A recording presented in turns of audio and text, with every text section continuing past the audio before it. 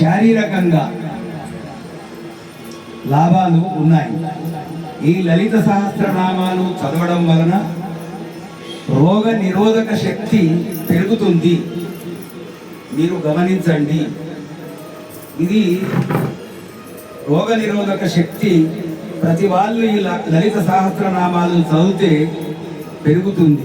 ఎందుకు పెరుగుతుంది అనే విషయం చూస్తే దీంట్లో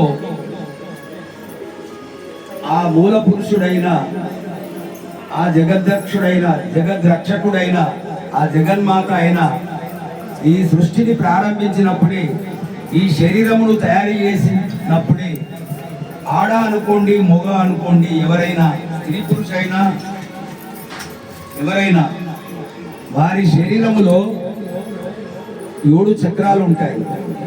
ఆధార చక్రం, స్వాదిష్ట